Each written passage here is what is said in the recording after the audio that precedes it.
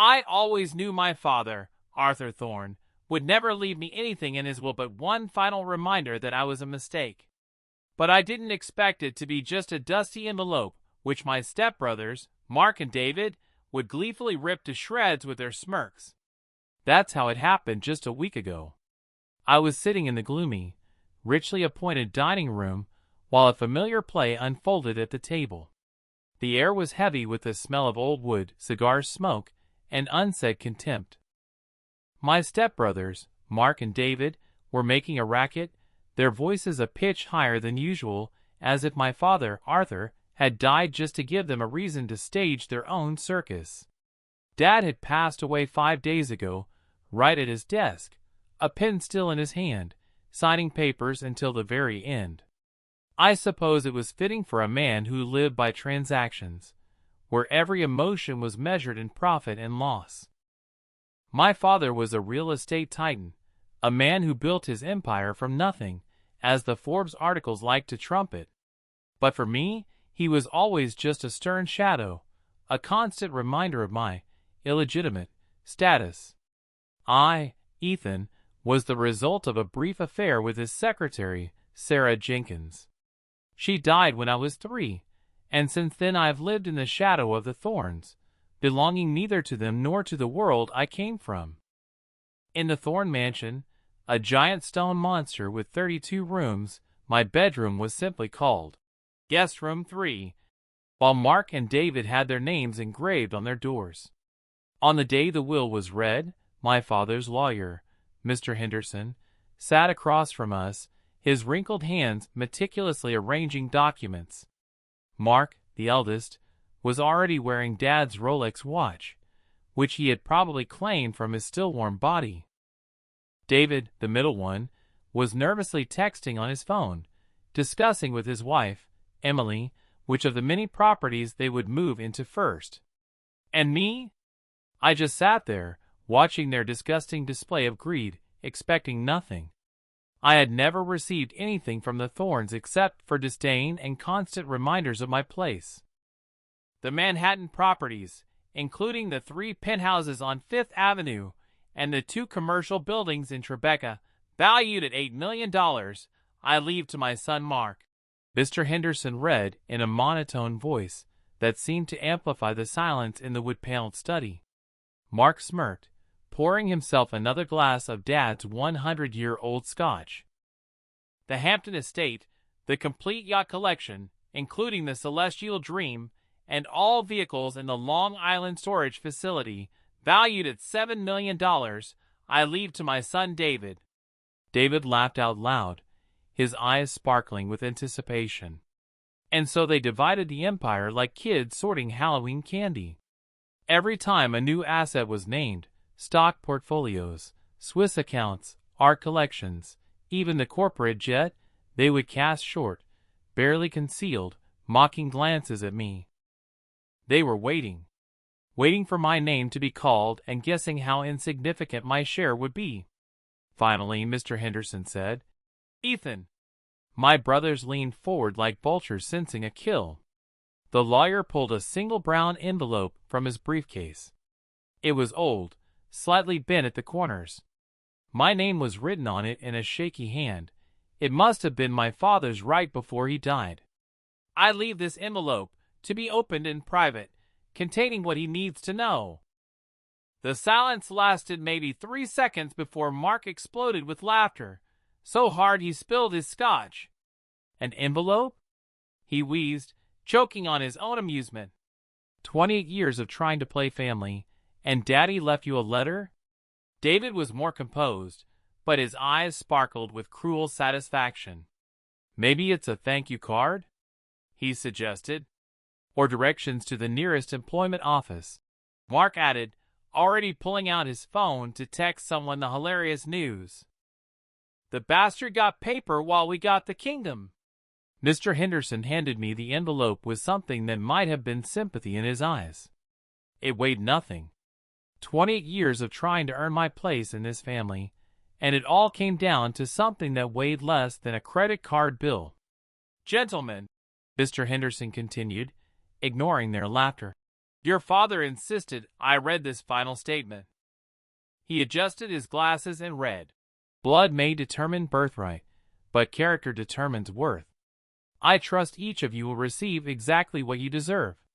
My brothers were too drunk on victory to catch the strange wording. They were already arguing about who would get Dad's office at the corporate headquarters. I slipped the envelope into my jacket pocket, stood up without a word, and walked toward the door. "Hey, Ethan," Mark called out.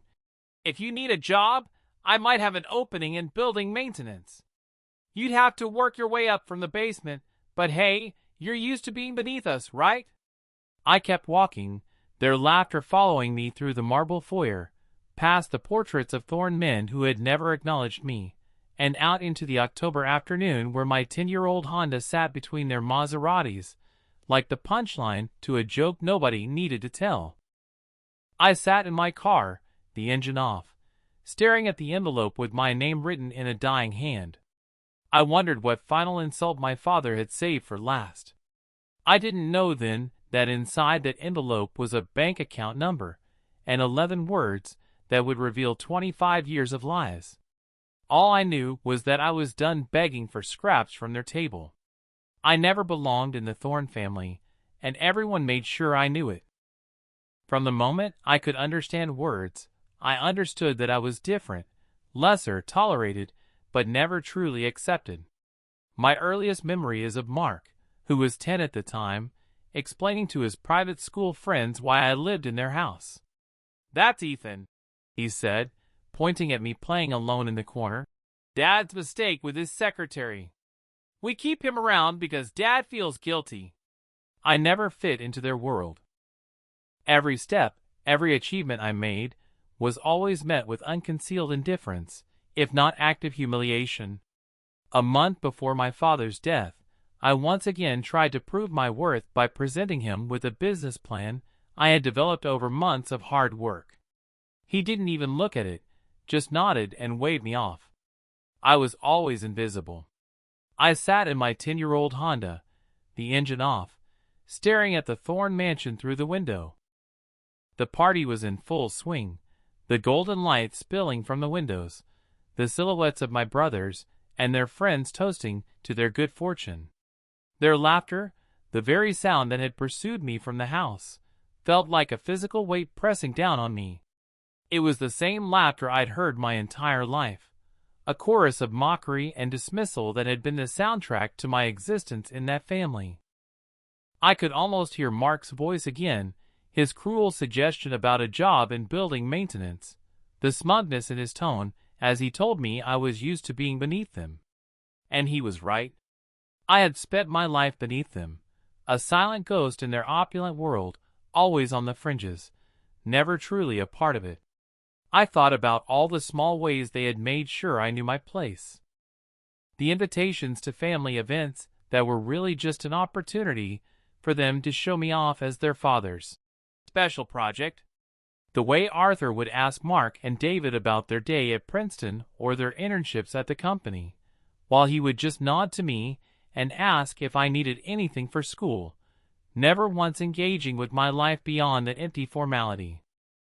I remember the charity gala last year, where I stood a few feet away, holding their coats, while Arthur introduced them to a business associate as "my two boys," a phrase that, in its exclusion, felt more brutal than any direct insult. For a moment, I considered driving away and never looking back, tossing the envelope out the window and letting the wind carry it wherever, preserving whatever small shred of dignity I had left by refusing to participate in Arthur's final humiliation. My life was already built separate from them. I had my own consulting firm, clients that would have laughed Mark and David out of the room, and an apartment in Brooklyn I paid for myself. I had always been good at making myself useful, at surviving. When Mark needed his college essays written, I did it. When David needed someone to take the blame for crashing his car, I did it. I had convinced myself that if I just worked hard enough, sacrificed enough, maybe one day my father would look at me the way he looked at them. But he never did. He just saw a useful, obedient tool, not a son. Curiosity, however, is a more powerful motivator than pride. I turned the envelope over in my hands, feeling the quality of the paper. It was old, heavy stock, the kind nobody used anymore. It felt almost alien in my hands, a tangible link to a world that had always treated me like an abstraction. I took a deep breath and carefully broke the seal. Inside was a single piece of paper, folded once. The handwriting on the inside was different from the shaky scrawl on the outside. This script was neat, precise, and looked decades old, as if it had been written when Arthur's hands were still strong. I unfolded it. The message was brief. "Ethan, this is for the child who was never supposed to exist." Below that, there was a bank account number, 45-47829-1263, followed by a bank name, Zurich Liberty Bank. And then, just below that, a single line, "Your mother knew why." That was it. No explanation, no fatherly wisdom, no apology. Just a Swiss bank account number, and a cryptic reference to my dead mother. I reread the words 5 times, my mind racing through the possibilities. Was it a joke? A final, elaborate insult? Maybe an empty account, a cruel punchline from beyond the grave. The mention of my mother, Sarah, was what truly unsettled me. She was a ghost in my life, an absence I'd only ever known through the stories they told me. Stories of a simple car accident, a tragic brake failure. Your mother knew why. What could she possibly have known? My morbid curiosity took over. I couldn't just let it go. I had to know. I had to see what Arthur's final act of cruelty would be. I started the engine and drove back to my apartment in Brooklyn, the envelope burning a hole in my pocket. My laptop was still open on my kitchen table, where I'd been working on a client presentation before I had left for the will reading. I navigated to Zurich Liberty Bank's website. Its discreet, minimalistic logo promised the kind of privacy that hid vast fortunes for centuries. The login process was simpler than I expected. Account number, social security number, and then a security question. Mother's maiden name. I typed it in, Jenkins. It felt strangely surreal, using the name of the woman who was just a story to me to log into an unknown bank account. I was just about to click enter to check the balance, to learn what Arthur's final insult would be, when I hesitated. That line from the note, "Your mother knew why," echoed in my head, and a sudden, cold dread settled in my stomach. What if this wasn't just about me? What if it was about something else entirely? What did my mother know? I stared at the screen, the cursor blinking, my finger hovering over the mouse. I had spent my whole life trying to earn their respect, to prove my worth. But in that moment, I realized I had never once tried to understand her story. I sat there for what felt like an eternity, my finger hovering over the mouse. The blinking cursor on the screen was a mocking taunt, a gatekeeper to a truth I wasn't sure I wanted to know.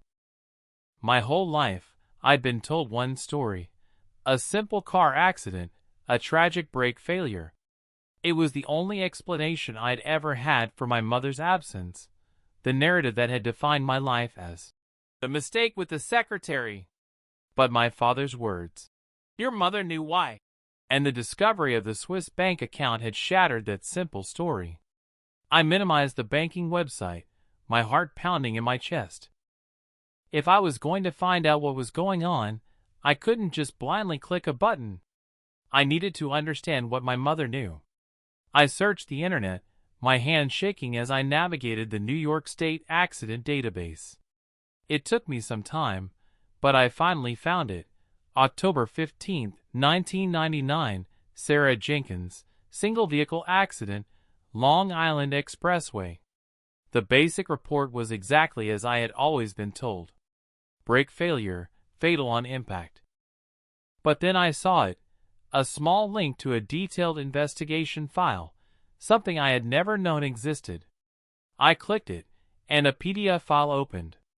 My breath hitched in my throat as I read the investigating officer's notes. Brake line appears to have been deliberately severed. Tool marks consistent with purposeful damage. Recommendation for homicide investigation. My mother hadn't died in an accident. She had been murdered. The document also stated the investigation was terminated at family's request. The attached authorization was signed by Arthur Thorne. My father.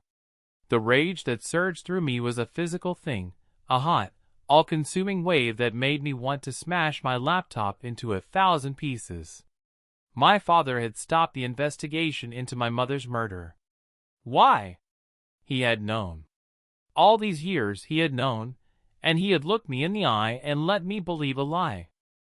He had let me believe that my mother's death was a simple, tragic event, not a violent act he had chosen to cover up. It was a new, deeper betrayal, one that made all the previous hurts, the constant slights, the public humiliations, the guest room, feel almost insignificant. He hadn't just neglected me. He had lied to me about the most fundamental part of my past. I had to talk to someone. The only person I could think of was Mr. Henderson, my father's lawyer. I found his number in my contacts and called him, my fingers fumbling on the phone. He answered on the first ring, as if he had been expecting my call. His voice was careful, measured. Ethan, I assume you've opened it. What the hell is this, Mr. Henderson? What did my father know about my mother's death? I demanded, my voice raw with emotion. There was a long pause on the other end. I could hear him breathing, choosing his words carefully. I can only tell you what Arthur authorized me to say, Ethan, he said, his voice quiet. Check the account first. Then you'll understand why your mother died. Tell me now. I shouted into the phone, but the line was already dead. He had hung up. I sat there, staring at the accident report in one tab, the banking website in the other. My mother had been murdered, my father had covered it up, and somehow, a Swiss bank account was supposed to explain everything. It made no sense, but it was the only lead I had. I took a shaky breath, my heart pounding so hard I could feel it in my throat. The cursor was still blinking. The information I had just read had created a new, terrifying reality. It wasn't about an inheritance anymore. It was about a secret. It was about justice. The envelope wasn't a final insult, but a breadcrumb trail my father had left for me to follow. I was about to learn a truth that had been waiting for 25 years. A truth my father had guarded, and a secret that had cost my mother her life. I wasn't just checking a bank balance. I was about to confront the dark heart of the Thorne family. I put my hand on the mouse and clicked. The page loaded slowly, each second stretching like an hour. When the balance finally appeared, I had to blink several times to make sure I was seeing the numbers correctly. This wasn't possible. It had to be a mistake. I refreshed the page once, twice, 3 times, but the number remained the same. It wasn't a joke or a small amount of money. It was a fortune that made my brother's inheritance look like a child's allowance. My mind went blank. The phone rang, an unknown international number. I looked at the screen, at the impossible number staring back at me, and picked up the phone. I had just entered a new world, a world where the Thornes weren't the titans I thought they were, and I wasn't the mistake they'd always claimed. I looked at the impossible number on the screen, my heart pounding in my chest. $127 million. It couldn't be real. I refreshed the page again, then a third time, but the number remained. The phone rang, an unknown international number. I looked at the screen and picked up. Mr. Ethan? The voice was elderly, with a formal German accent. My name is Heinrich Ducker. I have been waiting for 25 years for you to access this account. I believe it is time you learn the truth about your mother, your father, and the 18 million your brothers just inherited. The world seemed to tilt on its axis. This can't be real, I managed to say, gripping the phone. There's been some mistake. There is no mistake, Ducker replied, his accent giving each word a careful weight. This account has been growing for 29 years, waiting for this moment. But the money, Mr. Ethan, is just the beginning of what you need to understand. I clicked on the account history, my mind reeling. The deposits began in 1997, 3 years before I was born. Regular transfers from something called Project Prometheus, government serial numbers, federal routing codes. The final deposit was made on October 17, 2000, the day my mother died. Your mother, Mr. Ethan, was not who you believed her to be, Ducker continued, his voice calm and steady. Sarah Jenkins was not simply a secretary. She was Senior Special Agent Sarah Jenkins, FBI Financial Crimes Division. She was embedded in Thorn Industries as part of a 3-year investigation into your father's money laundering operation. The room started to spin. I had to put my head between my knees to keep from passing out. That's impossible, I stammered. She was just his secretary. They had an affair. The affair was real, Ducker said gently. That was the problem. Agent Jenkins fell in love with her target. You were never supposed to happen. When she became pregnant, she tried to extract herself from the operation. She wanted to come clean to Arthur, to find a way out that would protect both of you. But Arthur found out first. My mind raced, the pieces clicking together with a sickening precision. He discovered her true identity, I said, my voice barely a whisper. And he found out when I was 2 years old. But by then, something unexpected had happened. Arthur had fallen in love with her too. And despite everything, he loved you.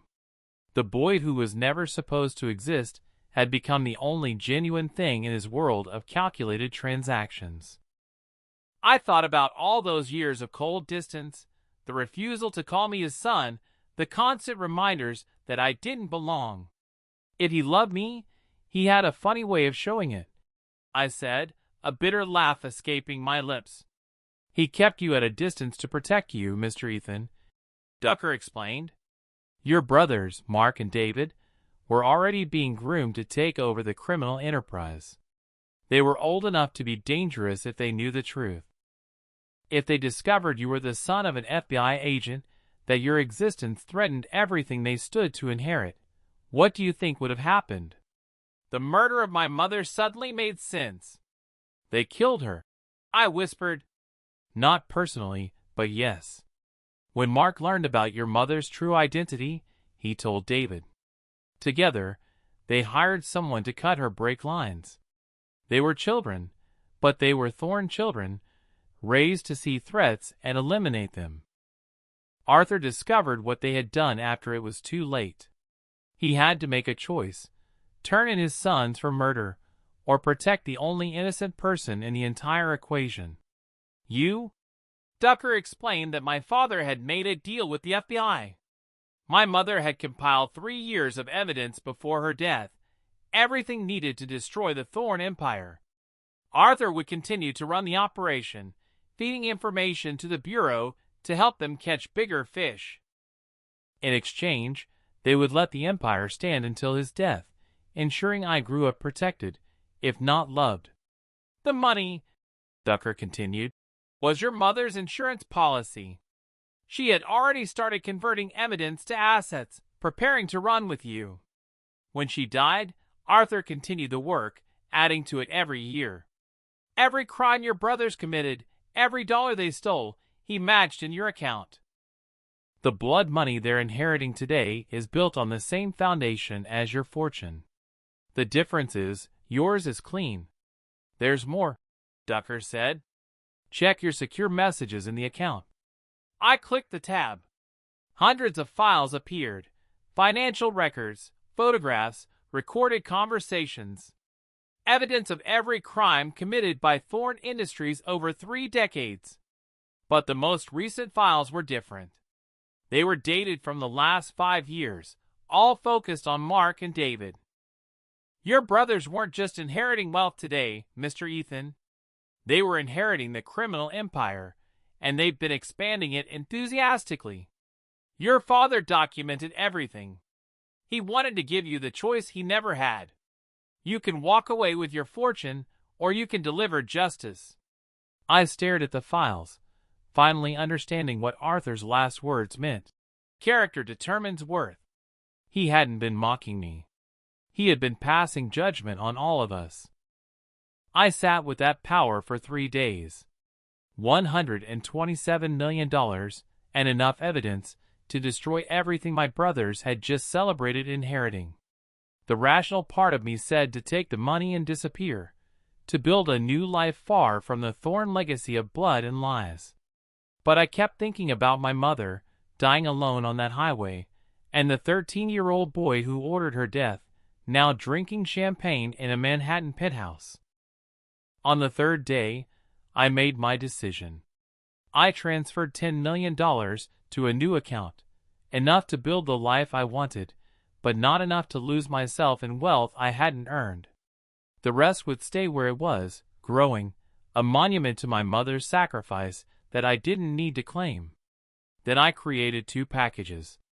The first went to the FBI, containing every file from the account, every document my father had gathered, every crime my brothers had committed. The second package went to Mr. Henderson with a simple instruction: deliver it to my brothers at exactly 3 p.m. on Tuesday, the same time they'd laughed at my envelope. I booked a one-way flight to Zurich for Monday night. The arrests happened Tuesday afternoon. I watched from my hotel room in Switzerland as CNN broke the story. Federal agents swarmed Thorne Industries headquarters. Mark was led out in handcuffs, his face a mask of confusion and rage. David, trying to run, was tackled in the parking garage. The news called it the largest financial crime bust in New York history. 3 decades of money laundering, extortion, and murder unraveled in a single afternoon. My package to them contained a single sheet of paper, the same aged stationery Arthur had used for my envelope. The message was brief. Character determines worth. Enjoy what you deserve. The child who was never supposed to exist. Within hours, every asset was frozen. The properties, the yachts, the cars, all seized by federal authorities. Mark's wife was caught trying to flee to Milan with suitcases full of jewelry. David's wife was arrested at the yacht club, still trying to register boats she no longer owned. The empire built on blood money collapsed entirely, taking everyone who touched it down with it, except for one person, me. I changed my name after that, becoming someone new in a country that understood reinvention. The $10 million I'd taken was more than enough to build something real.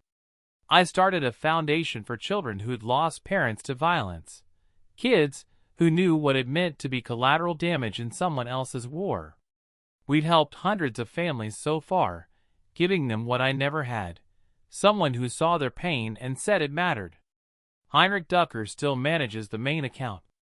It's grown to over $200 million now, a fortune that doubles every decade. He calls once a year on the anniversary of my mother's death, always with the same question. Will you claim it this year, Mr. Ethan? And I always give the same answer. That's what I finally understood, sitting in that Swiss hotel room, watching my brothers' lives crumble on international television. Arthur had given them exactly what they'd always wanted, the Thorne Empire, every poisoned dollar of it. And he had given me what I never knew I needed, freedom from it all.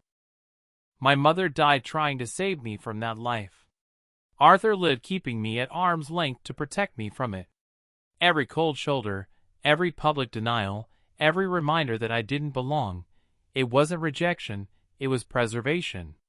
He made me strong enough to survive without his love, because he knew one day I'd have to survive without his protection. The real inheritance wasn't the money, or the evidence, or even the truth. It was the chance to choose who I wanted to be when everything I had thought defined me was stripped away. Mark and David never had that chance. They were born into the empire, raised to run it, and ultimately destroyed by it. But I was the child who was never supposed to exist, which meant I was free to exist however I chose.